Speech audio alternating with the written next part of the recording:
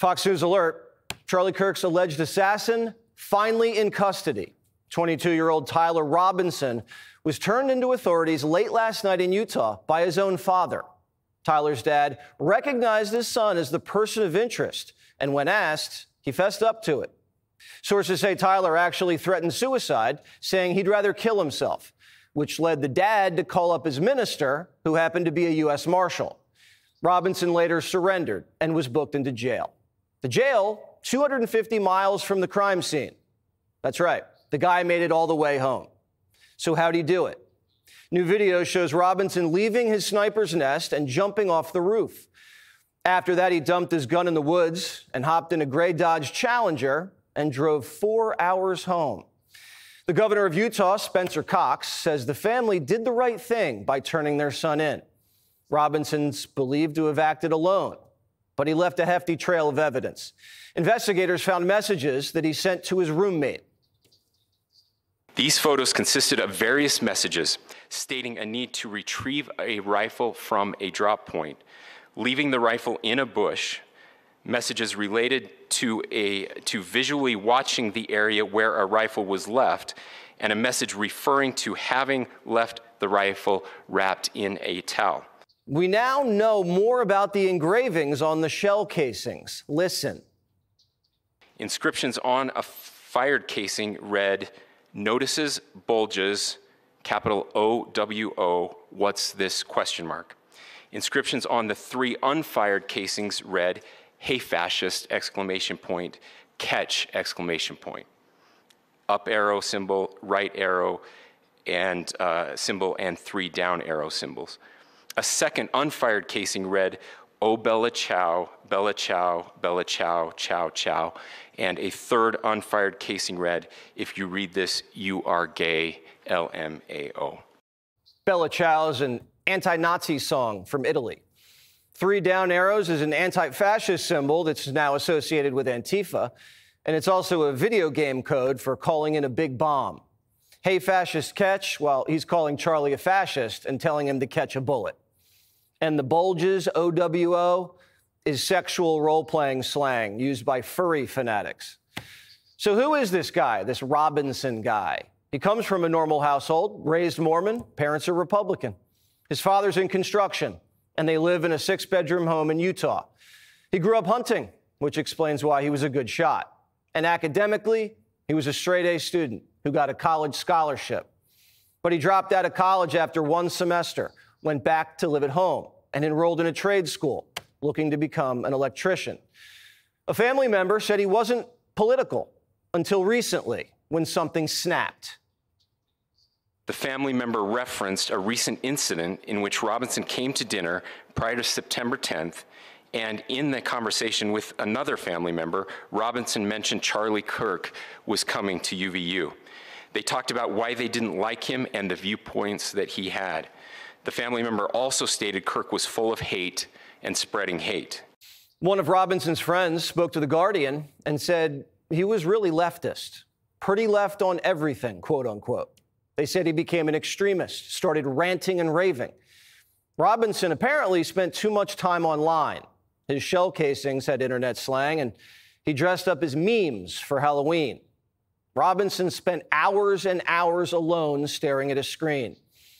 A Christian kid in a conservative household raised by a loving mom and dad in Utah, not surrounded by radical leftists, but gets radicalized into fighting fascists online.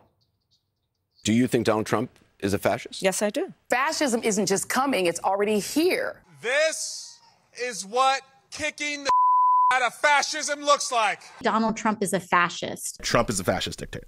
As a fascist dictator. Fascist chaos. Fascist regime. Look, are they a threat to democracy? Yes. Are they going to take our rights away? Yes. Are they going to put people's lives in danger? Yes. Are they going to endanger the planet by not dealing with climate change? Yes. So how did America confront fascism in World War II? We went to war. And today, Democrat senators have declared war again. We're in a war right now to save this country, and so you have to be willing to do whatever is necessary in order to save the country. Whatever's necessary to save the country? That's a call to arms. The left is losing the battle of ideas. Violence is a last resort. They're trying to silence us. so they can't lose the argument. They tried to cancel us, censure us, and at the extreme level, they've tried to kill us.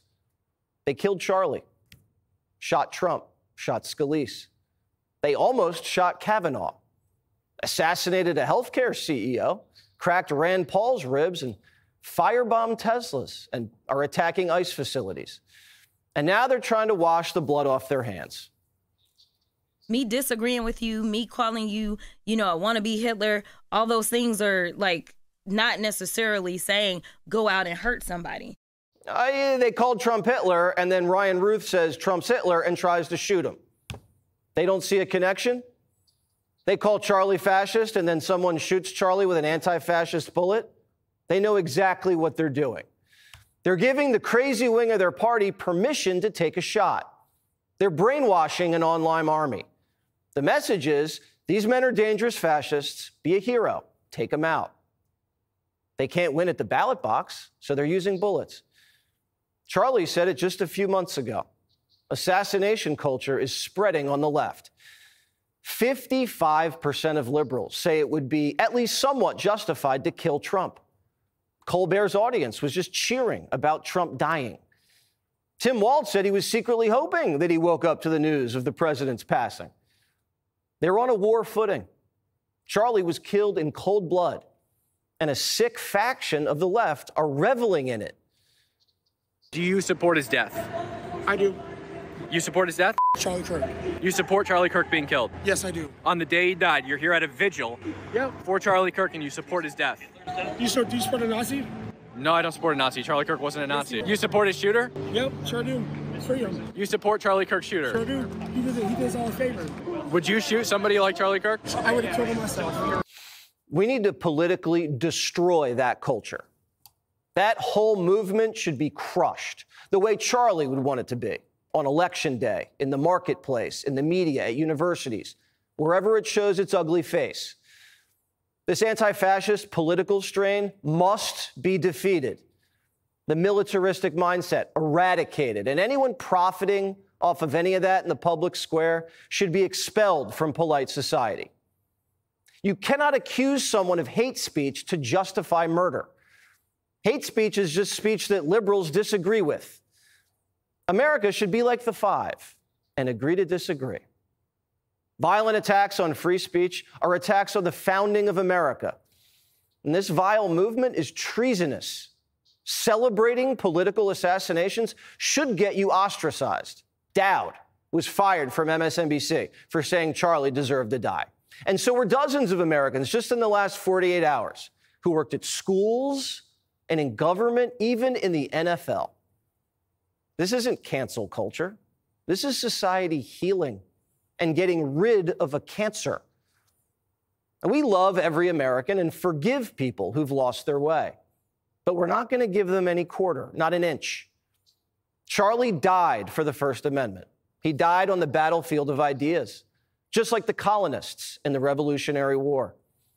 And if we don't defend free speech, America's defenseless and dies. We can win this battle without shedding any more blood. A great example of how to handle this, look at Utah. I want you to look at how Utahns reacted the last two nights. There was no rioting, there was no looting, there were no cars set on fire, there was no violence. There were vigils and prayers and people coming together to share the humanity.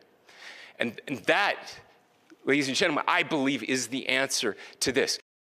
Could you imagine if a MAGA sniper shot Biden in the head, or shot a congressman at a baseball game, or assaulted a famous liberal media personality? There'd be martial law. We'd have our rights stripped, our guns seized. Cities would burn, and America First would be behind bars. But you don't respond to an attack on freedom by taking freedom away. All of us should speak our minds louder, without fear. What do you say to people who are saying they see the assassination attempts in your life, they see the Minnesota lawmakers, they see what happened, they see what happened to Charlie? I say you have to go forward. You just have to go forward. Conservatives can't be afraid to go on a college campus and exercise their First Amendment right. They just can't. We can't be afraid to say men and women are different, that we believe in sovereign borders, that fighting racist and fighting crime isn't racist. And we have to go where Charlie went, everywhere, and talk to everyone, no matter where they're from and what they look like and what they believe. We have to force them to listen to us. And we have to confront them with facts and logic and science and reason, and do it in a way that's not mean-spirited. Remember how Charlie rolled? He sat back in his chair and he smiled and he listened and debated like a real American.